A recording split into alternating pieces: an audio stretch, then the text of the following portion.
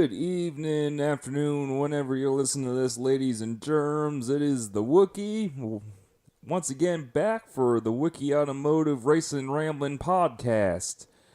Uh, Iowa 2 slash Pocono this week. Yeah, I'm a bit scatterbrained this week. It was a rough one. Basically, we put in a late slammed together a new car for Chad for this week. He got the other composite car got a little bit tore up at New Hampshire. Needs some body work, so went ahead. He had gotten a new addition to the fleet for him, and we went ahead and put that together. Pulled in a couple late nights, and basically had a crazy trip on the way up. I was once again in the dually heading up to, of course, I believe it was episode 6 or 7 of the Wookie Drives there, that the 03, 04, I think I said it was an 03. It's actually an 04 Ford F-350 Super Duty.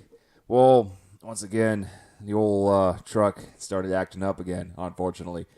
Really a shame, but anyways, got up to, did a little weird thing in Indiana, then got up to Urbana, Illinois, stopped, got something to eat at Steak and Shake, got back in the truck, got to the stoplight, and the truck quit on us. Okay. Got it towed off to the side. Got a service call on it. Got it going. I drove for another hour. Got to Bloomington. Went to turn off on 74. We're at 74 splits from 55. And she died again. And there was no bringing it back at this point. It was 1 o'clock in the morning. A lot of unknowns. Parts and stuff. We tried doing some tried fixing what we thought was going on with it. Turned out not to be. Ended up having to wait till morning. Had to send the other 2 guys off with a rental car. I sat back with the truck. Got it towed to a Ford dealer. Went ahead, got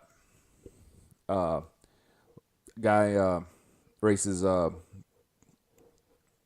Sportsman or Pro Mod drag cars up in Illinois. Mike Jones saved the day. Came up with his dually, towed the trailer with the 66 car over to the track, dropped it off for us. We unloaded the 66 car with like 30 minutes to go in practice. Got it out, got it through tech. Probably could have made it to the end, made it out there at the end of practice, but we ended up waiting just to give ourselves some time. Got it out. Second practice, got Stan plenty of laps, get himself acclimated to the track and the car. He's once again driving the old 210, the old Chevrolet.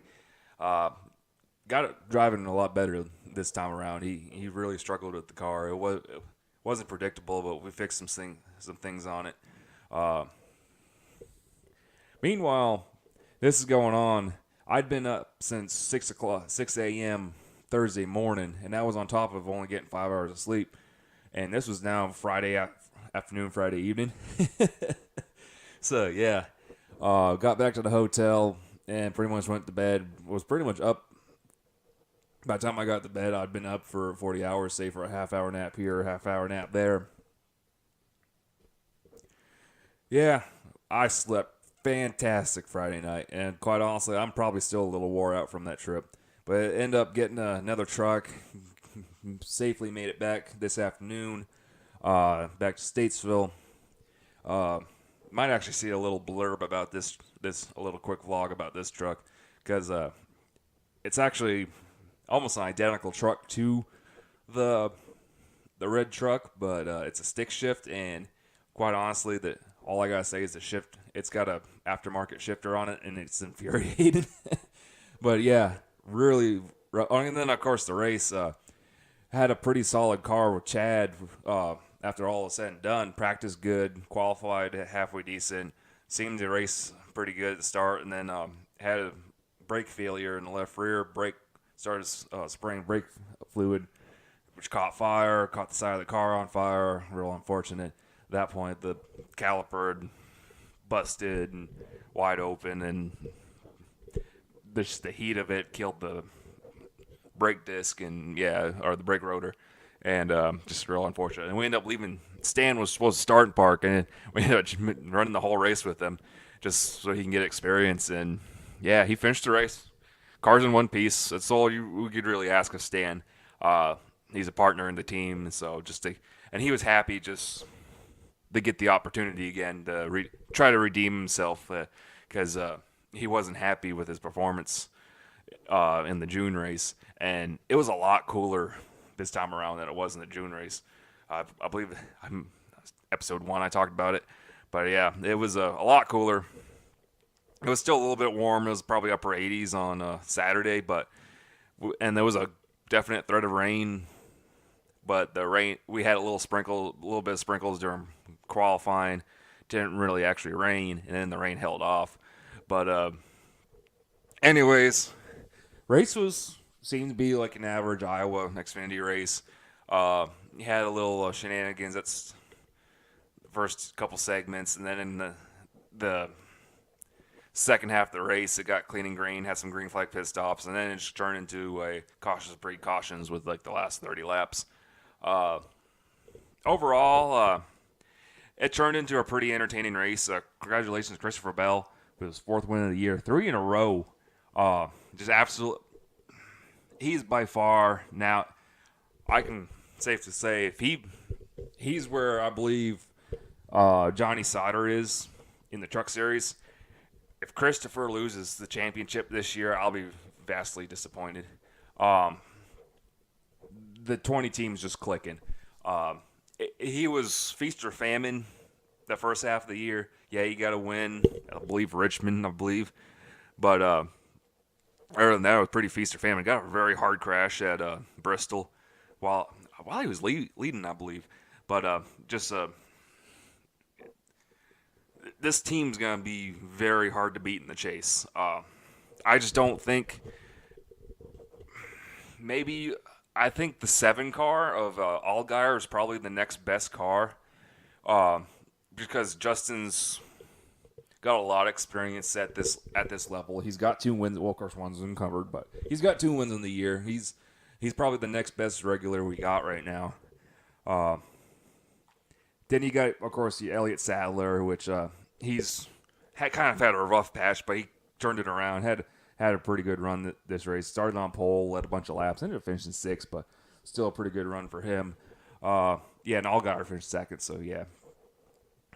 Clearly, those last restarts were freaking crazy. And Allgaier made a 4-wide pass for the lead on one of them, but yeah, just crazy.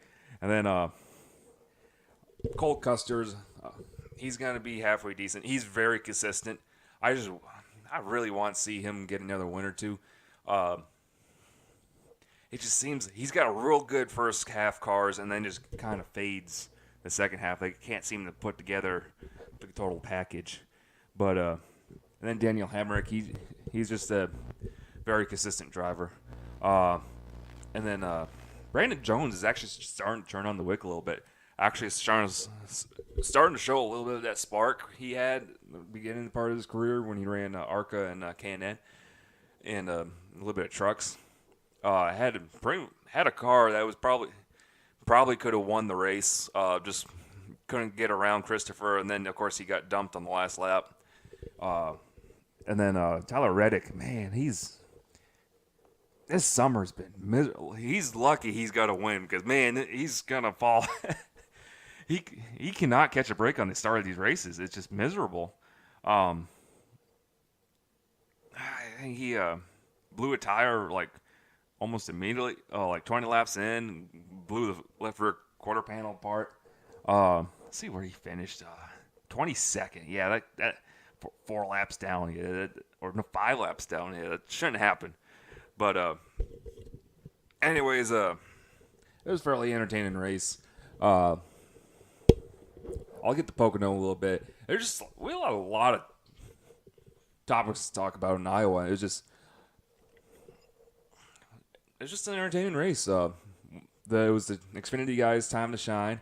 A track typically seems to surprise. It was a little bit more of an argy-bargy race than the June race. I hate saying spring because it was 105 degrees that day, and it was in the end of June.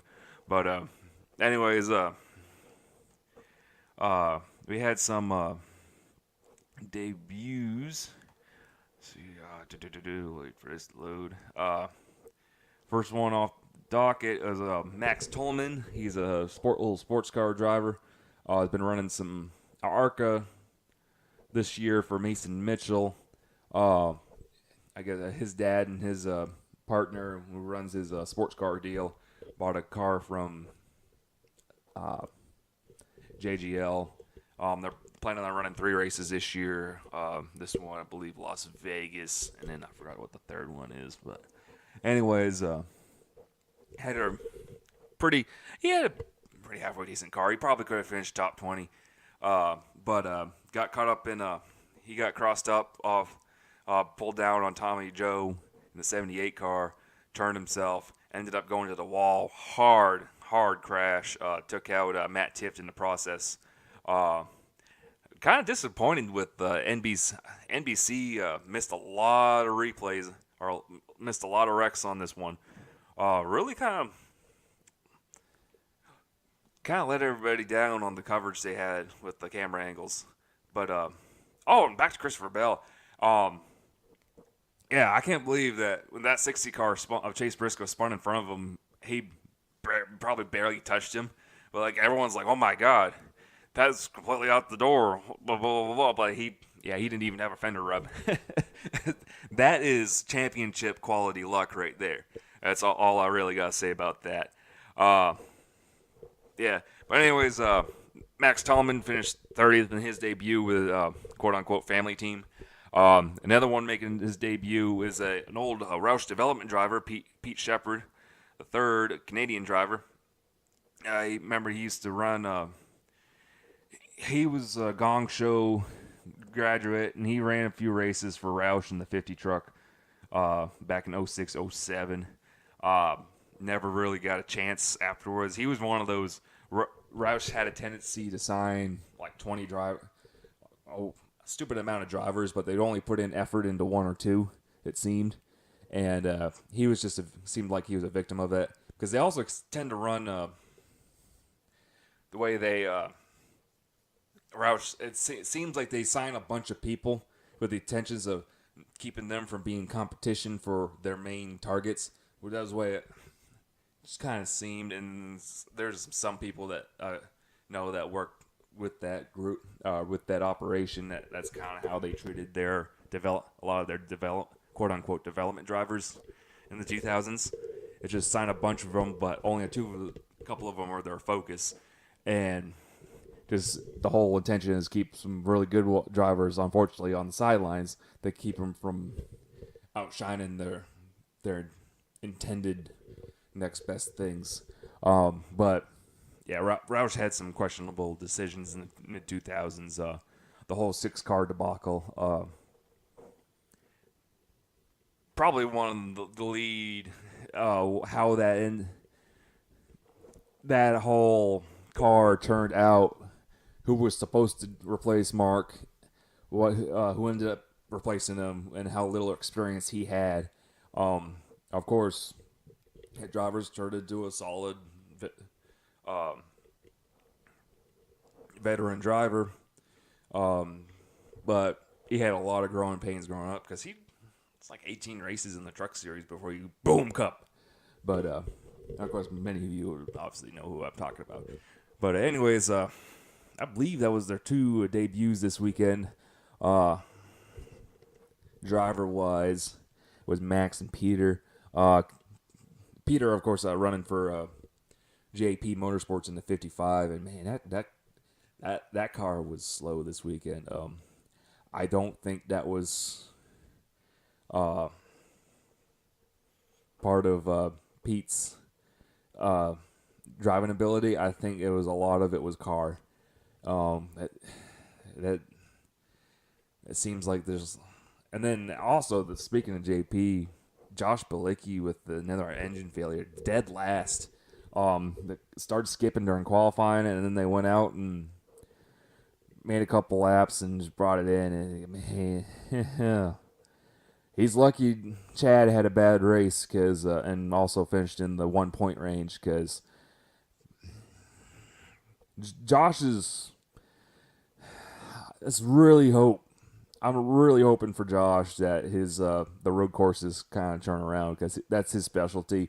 But I'm just kind of worried that about his the team behind him if they're able to put together a road course car that could support him. Um, but anyways, what else did we hit? Go through. Of course, let's go through the top 10, some highlights of the field because hey, I work in this series. It's fun to talk. I can talk about it all day. Christopher Bell with his 4th win of the year, 3rd straight win. Justin Allgaier coming up short, 2nd place. Those two are by far, I think, the 2 best regulars we got right now. Those 2 will probably go down to the championship. Kyle Benjamin, in his part-time role, once again, coming back to 18, only his 2nd start of the year. Was kind of hoping to see more of him, but I think Noah Gregson running a few races kind of shelled him. But Kyle finished 3rd, led a couple laps, had a chance to win it. He was in the hunt. And then 4th place, Ross Chastain in the Johnny Davis car. Ross always does good here at Iowa, but his best career finish, I believe, probably JD's best team finish, I want to say. I'm not going to try to sit there and do the research right now because I'm doing this off the cuff again. It's just, I got back a couple hours ago and just sat down and watched the Cup race. But yeah, oh man. Bravo to that 4 team. By far the best independent team we got at the moment. Let's see. Ross is sitting. Yeah, he's the best independent driver at the moment. Points wise, sitting 13th, right behind John Hunter. But anyways, John Hunter once again solid top 5 car. That 42 is usually a factor every week. And this week, I don't think it was as quick as he was at New Hampshire.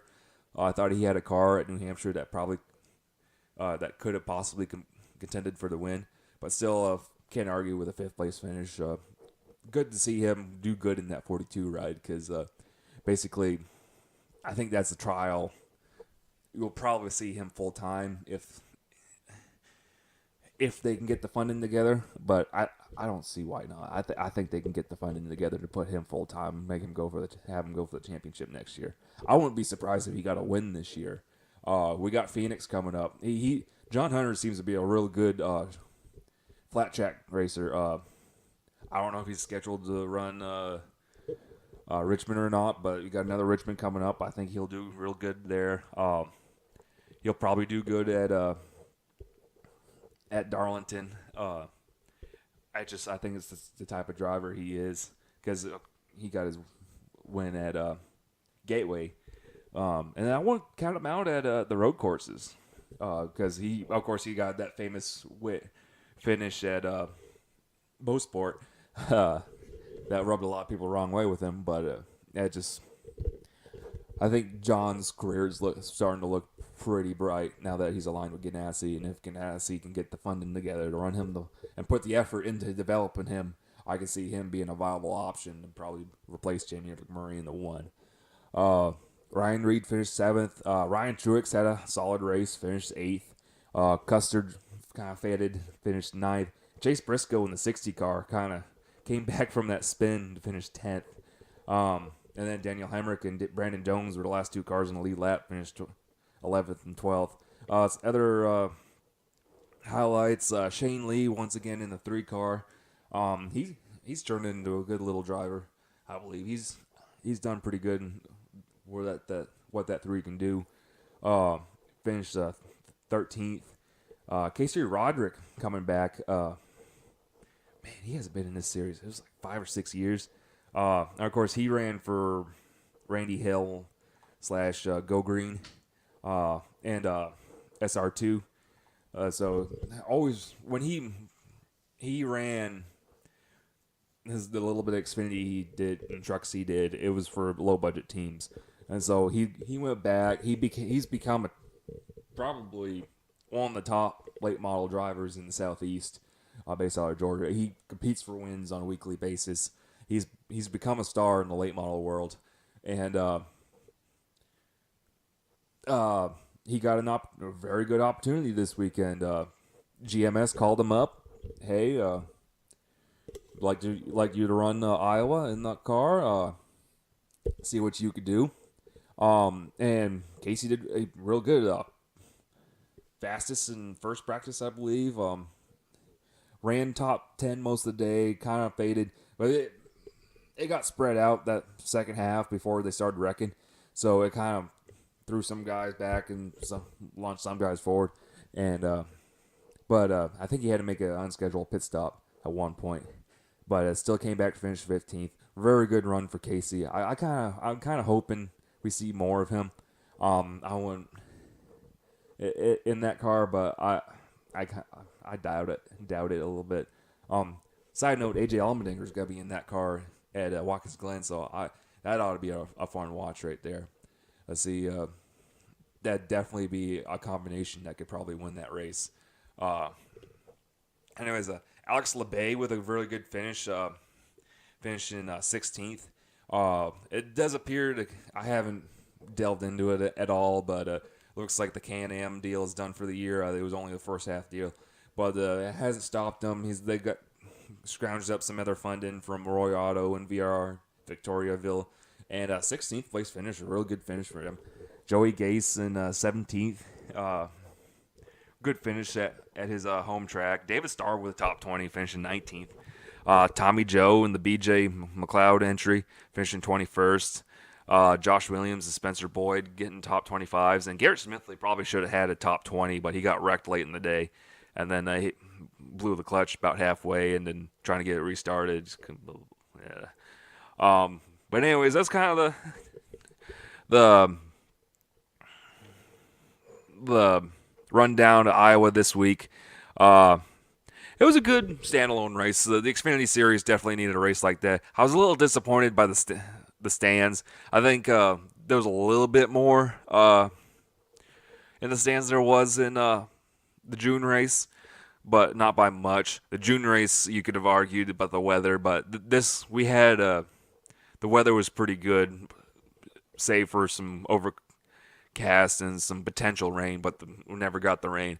But it's really kind of sad to see where this track was 10 years ago, even 5 years ago.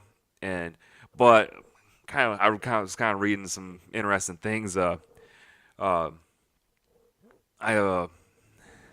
Keselowski, of course, made some comments about how when he always flew out there, and even when he was running Cup, he'd fly out to Iowa and compete for wins and stuff like that, and the crowd was always packed. And I saw some interesting comments on his post about that. Is that there was a lot of people complaining about the fan area and stuff like that. There's seemed to have gotten less and less support for it as the last few years, and I have noticed the last couple of years when do a lap around the track that it seems to get less and less stuff in the fan area every year. The June race, the only thing I really noticed, it was a display for Chevrolet. It had a bunch of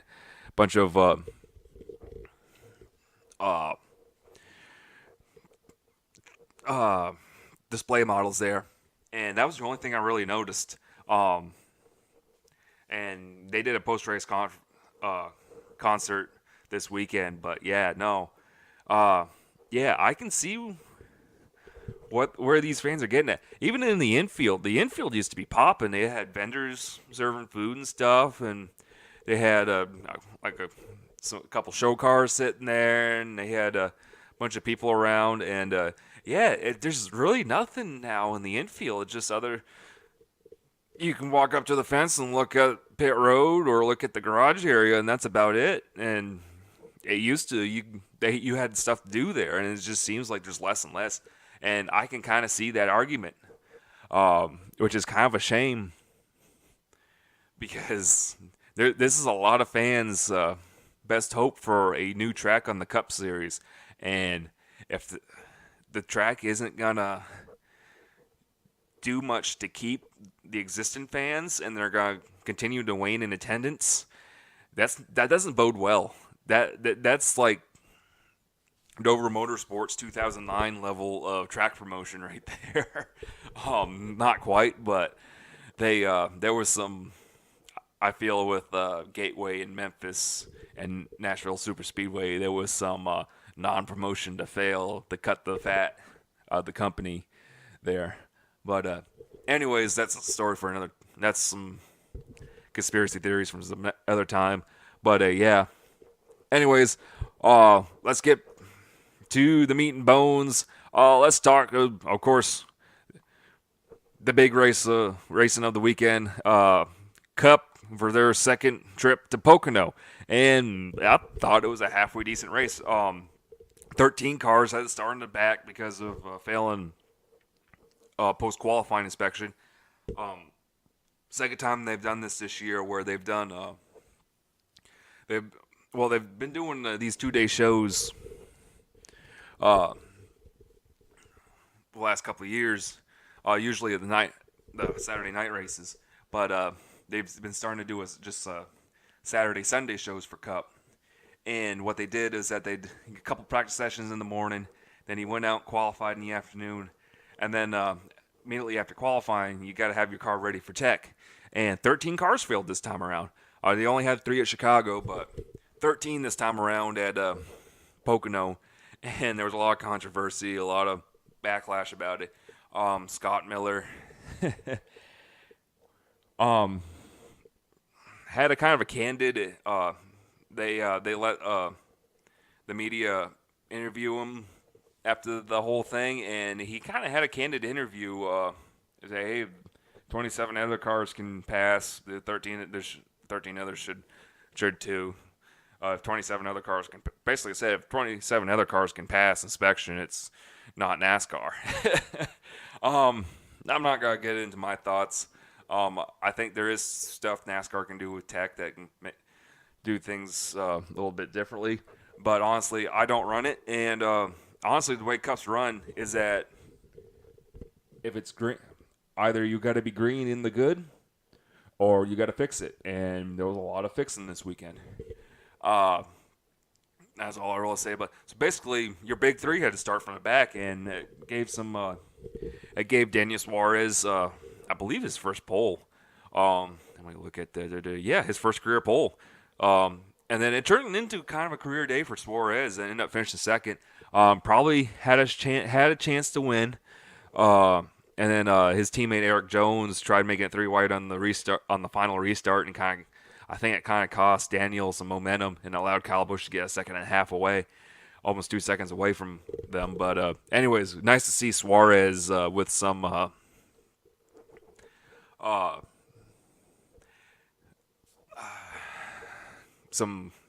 drive. I believe he really needed a run like this, because he's kind of had a sophomore slump, I believe, this year.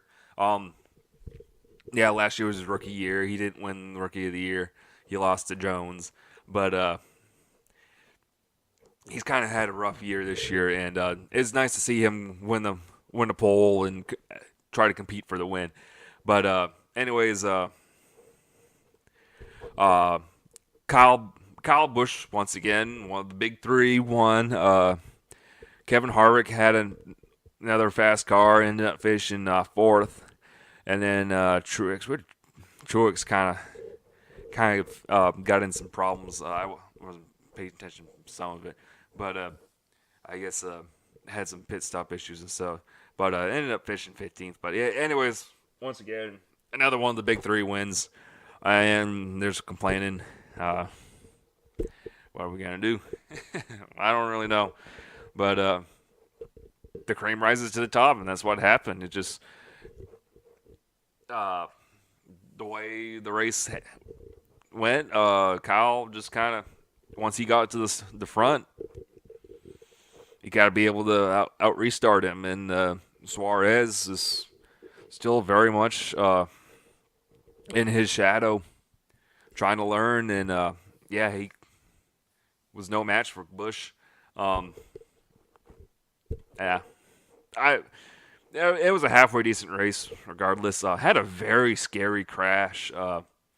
Bubba Wallace annihilated the wall. This kind of turned in. It was about 5 laps to go. Blew a brake rotor, and he tried cutting through the infield grass to try to slow it down, and didn't really. Broadsided the right side of the car hard.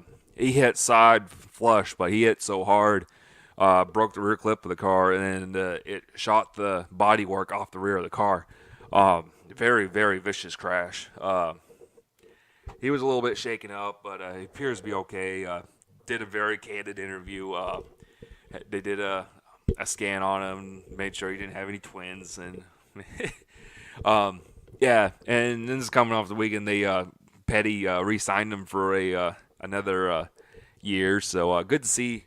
He hasn't had the results this year, but it's nice. But he's a very candid character, and the sport needs a guy like him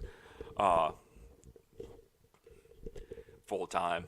I just really wish Petty could get that sponsorship. Just seeing them do once again, and now they're done to one car, just piecemealing sponsorship here and there together. It's just like, man, this driver's too good to see him struggle with funding. But hopefully, we can see some more. We can see him have some more decent runs again, and hopefully they can find that sponsorship for next year. Of course, everyone would love to see them come back to 2 cars, but funding for the first car has to come first. But anyways, Corey LaJoy had a hard crash about halfway. Looked like another brake failure crash going into turn 3. And then Brad Keselowski, he's had a really rough year this year. Still has yet to win. Ran top 5, top 10 most of the day, and then cut a right rear tire and backed it into the turn 2 wall, tunnel turn. Yeah, it's got a really, really rough year for him. Yeah, he better watch out, or he's still sitting 7th in points, but man, he can't keep having runs like this. But anyways, so give a quick rundown. Rowdy, of course, won once again. Suarez finished the second, best career win, probably best career run so far in Cup. Alex Bowman had a fantastic race. Ran top 10 all day, and then came up to finish 3rd. Nice to see him with some signs of life. Hendrick seemed really competitive, pretty racy today. Kevin Harvick kind of faded late on those restarts, finished 4th. Eric Jones, after the bonsai move on the restart, fell to 5th. William Byron had some pit strategy late, was leading late. Nice to see him up front too, finishing 6th.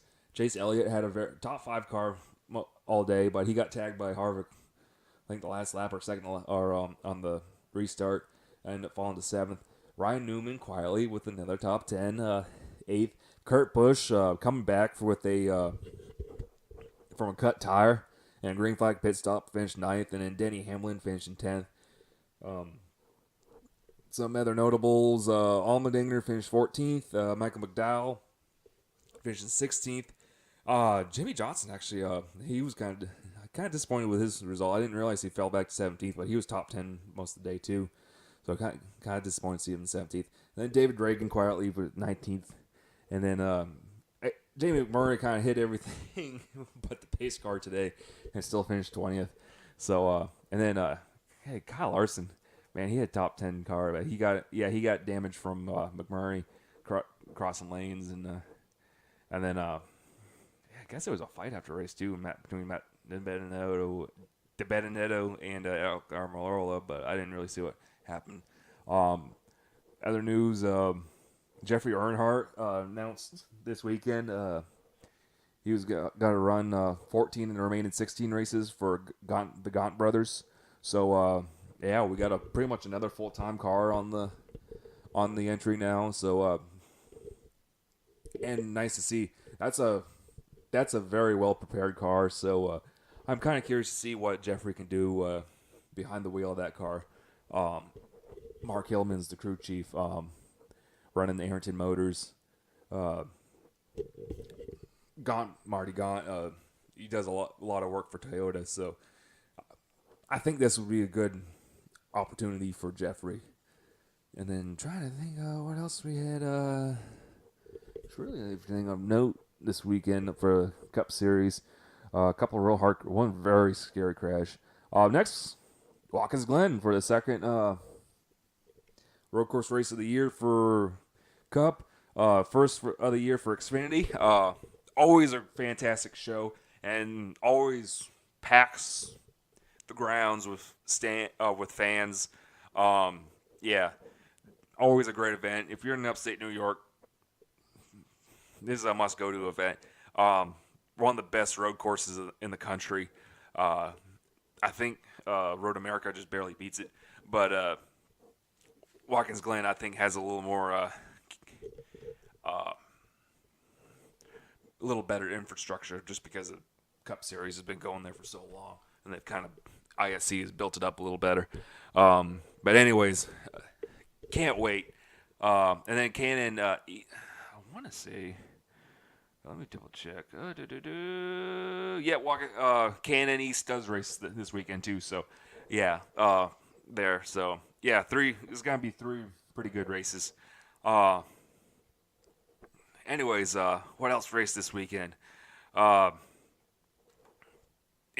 Mid Ohio seemed to be a halfway decent event. I caught bits and pieces of it, but Alexander Rossi won once again, and I believe second win of the year. 13 races. Yeah, second win of the year. Cut into that deficit to Scott Dixon a little bit. This is still Dixon's. Dixon's just been so consistent this year, but this is Dixon's championship to lose. Seems like the new aero kit seemed to make driving this track at Mid Ohio kind of difficult. They had a lot of teams had some downforce issues, just the cars just snapping around and or just losing downforce or losing the nose, and it kind of made for entertaining racing all weekend. So from what the bits and pieces I saw, so. And then this is Mid Ohio. It never really puts on really fantastic races, I believe, but this was a pretty solid race. And of course, Honda. This is a home track for Honda. They got a plant right there in Marysville, right by the track, so that Honda dumps a lot of money into this event and the track. So of course, kind of nice to see one of their drivers go ahead and win. Anyways. Trucks and ARCA also raced at Pocono. ARCA raced on Friday, and that was kind of a weird broadcast because of the lightning.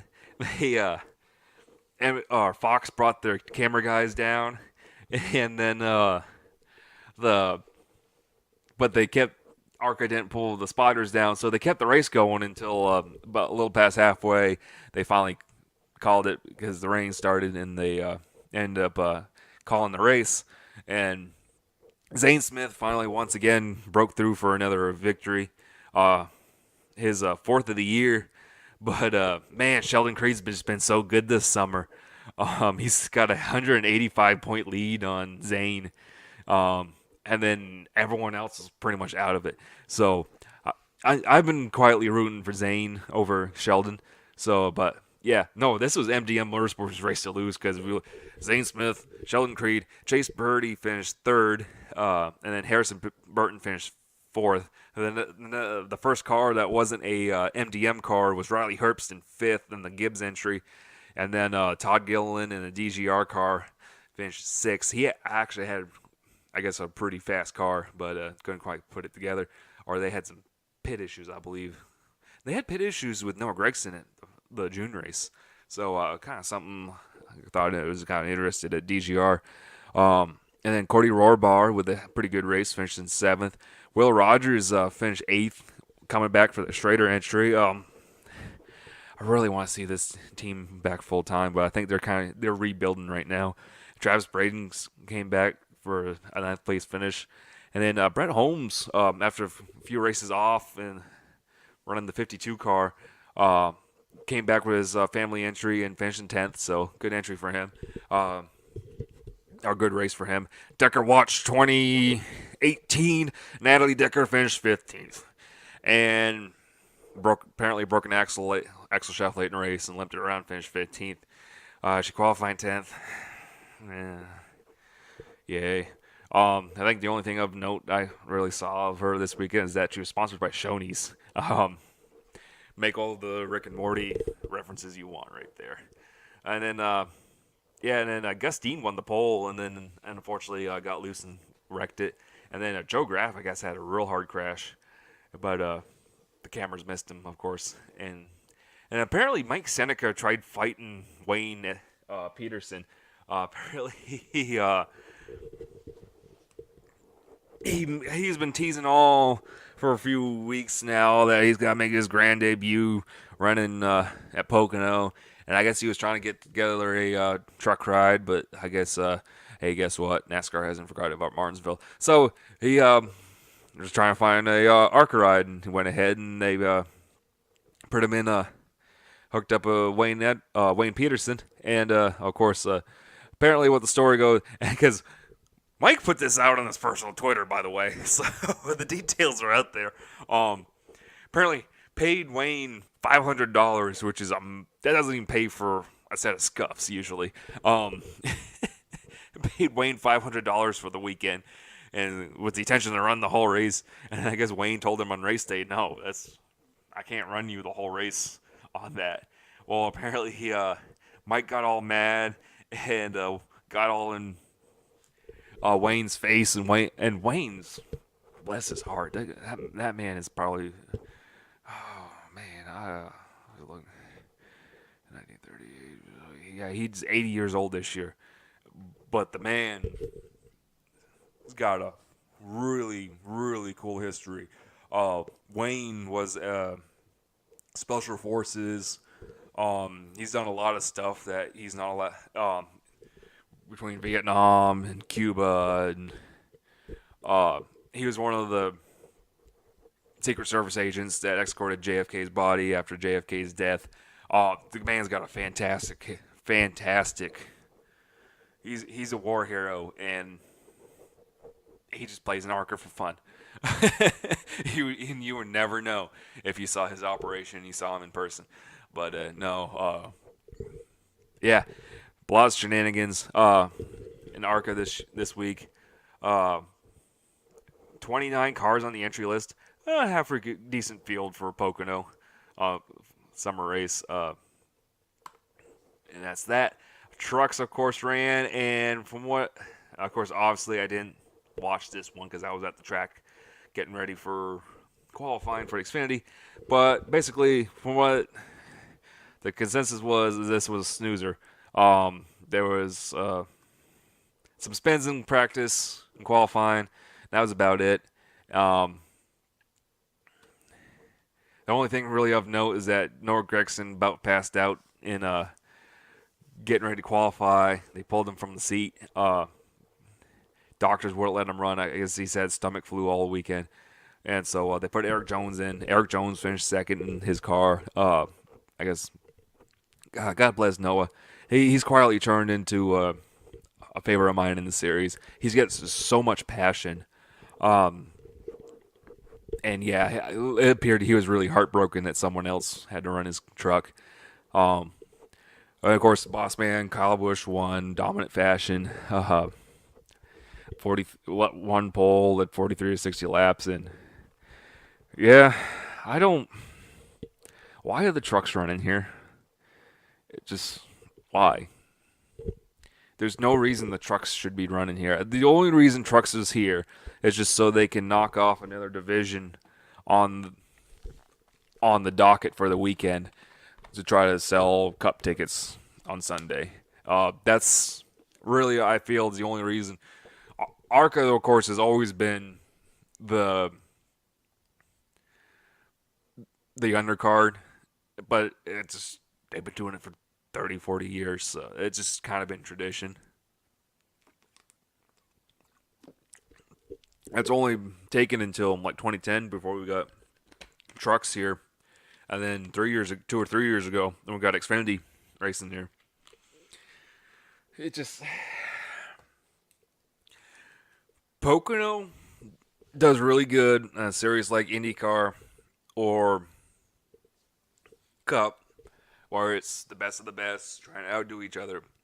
You get a development series like Xfinity or Trucks or even ARCA now, where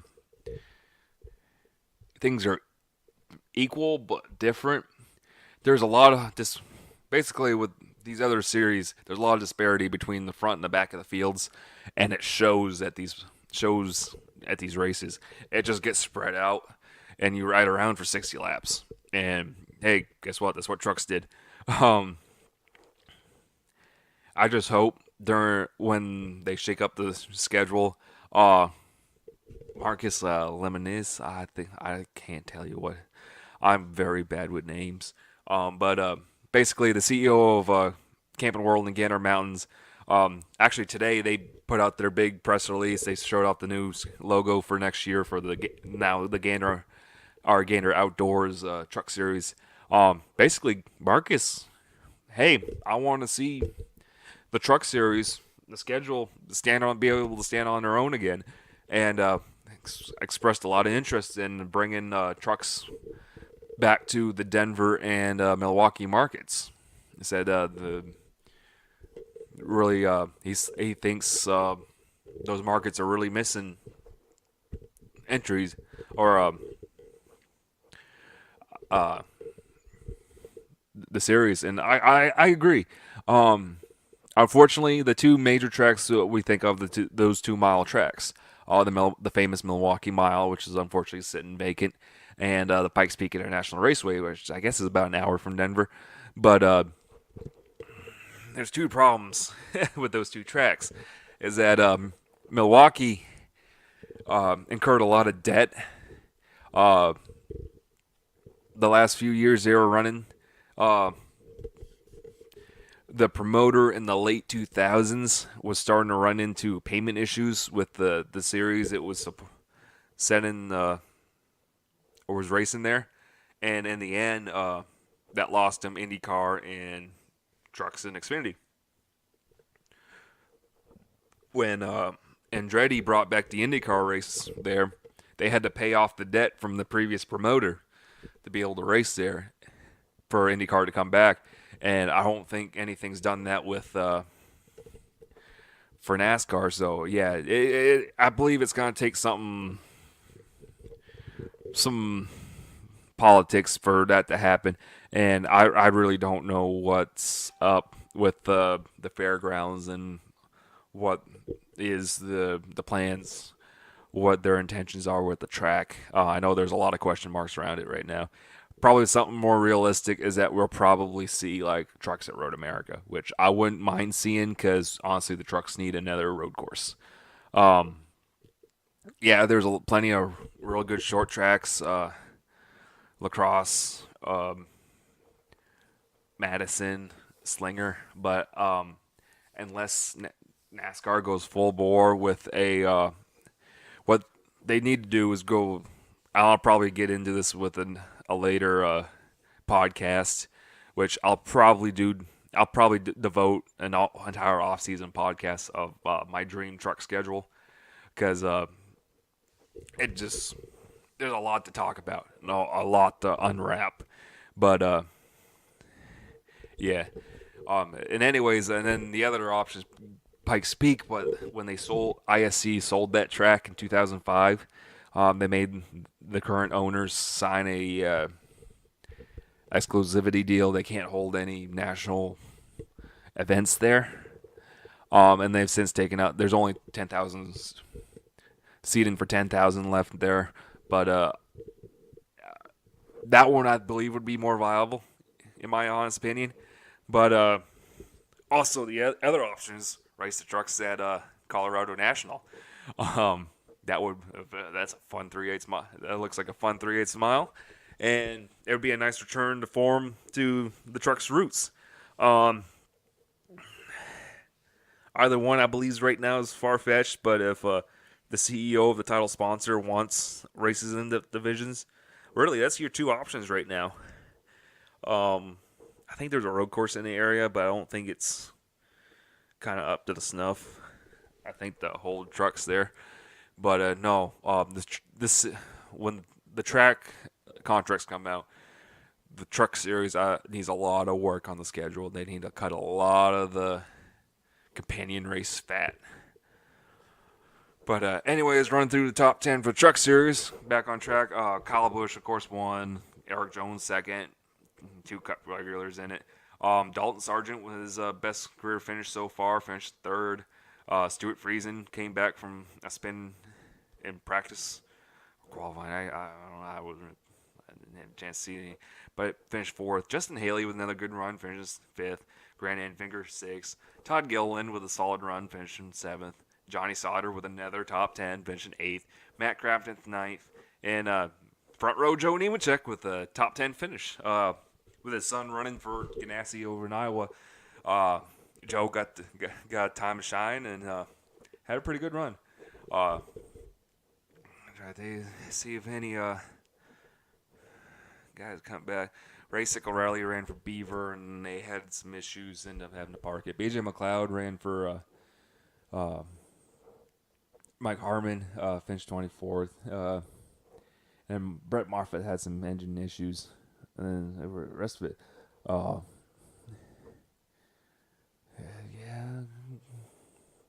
Pocono is kind of boring. And then also F1 ran this morning at Hungary. Qualifying looked to be nuts in the rain.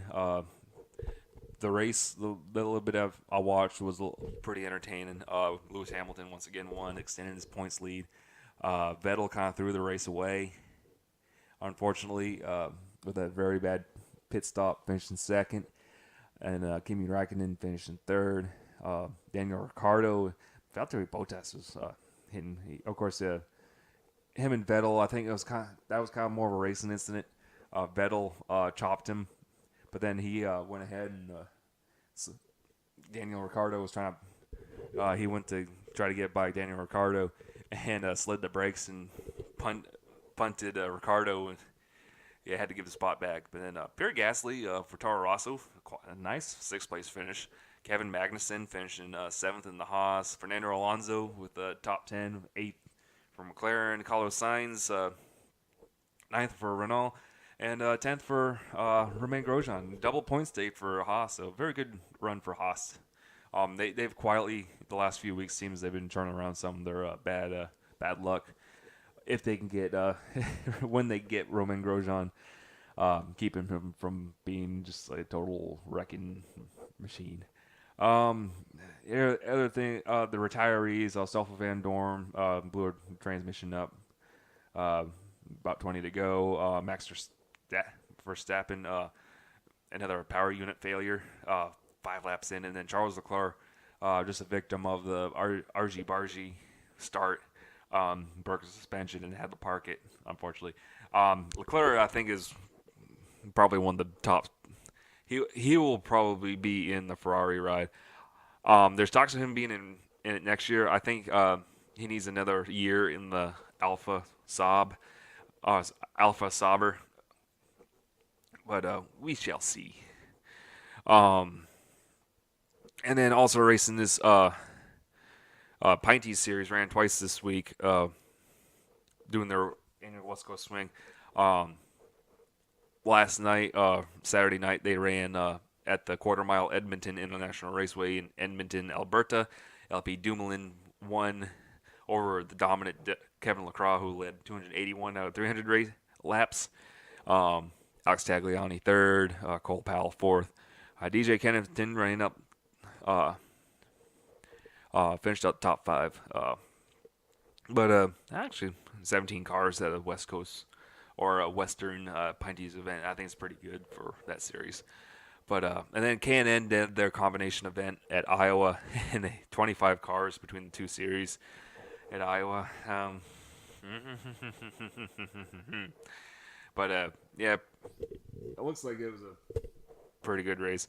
Tyler Ankrum won once again. I think it's like fourth win of the year. Man, the DGR team's been flat dominant this year.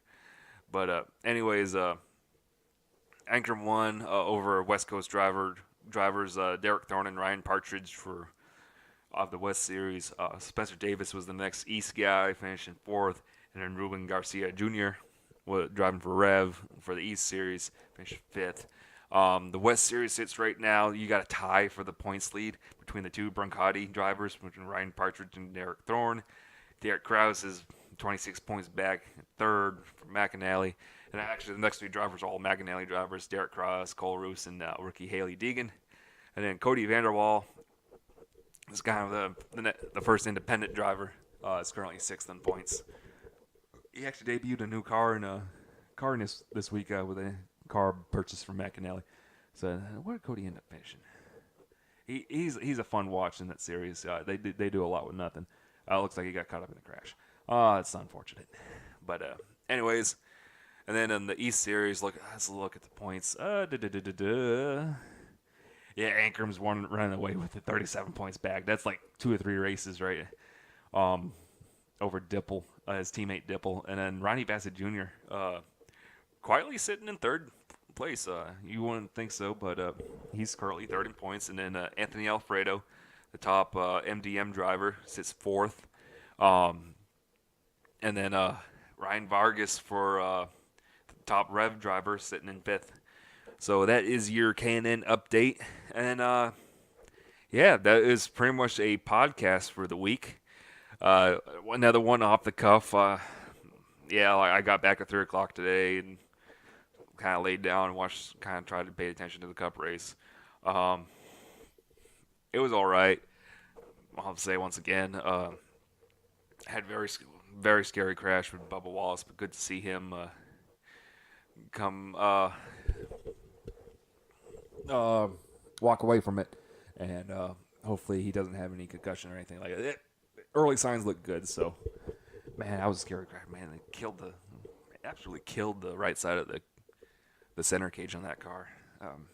But anyways, next week, Watkins Glen Cup Series, and the K&N East and the Xfinity Series. Should be 3 really good races.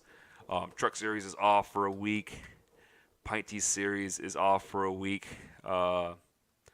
K&N West is off for a week. I'm just going down the list here at Racing Reference right now. Modifieds come back running at Stafford. So Stafford's a fantastic track, and that's a fixture in the East and Modifieds. Who else is racing? And then wow, apparently Arca doesn't race for a couple weeks. And then they haven't updated. IndyCar's off for a week. F1's off for a little bit. V8 supercars come back at City Motorsport Park for the Super Night race racing they got going on there. So that would be a pretty good show.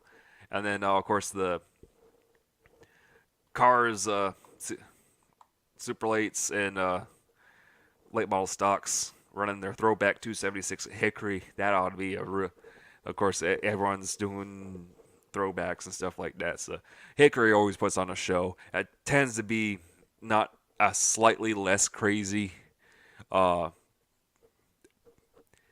Gray because it's tight. The asphalt's tore up. But anyways, It's Hickory. I kind of wish I was there. I was going to be able to catch that one. And then IMSA races at Road America. And so a lot of road racing this week. Looking forward to it. It's something different. It's a lot of work putting these road courses cars together and back together because you tear up a lot of stuff at the road courses. But anyways, I'm gonna call it a podcast. I've been doing this for about an hour right now. Updates on the channel. We've run into several technical difficulties on the Nixon podcast. Yeah, I don't know. I'll probably have to record with them again. But I don't know when any of that's going to come out. It'll probably, I'd have to re-record the podcast with him for that to come out.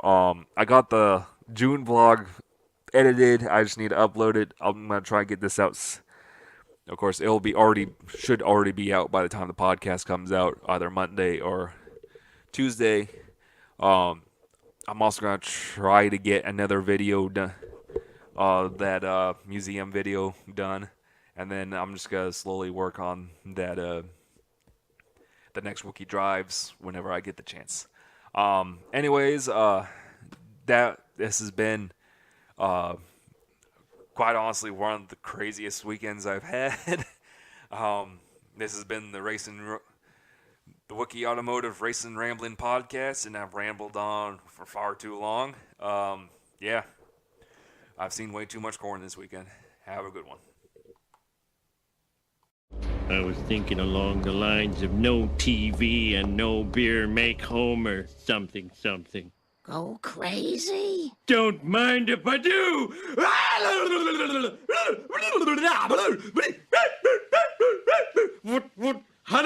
What?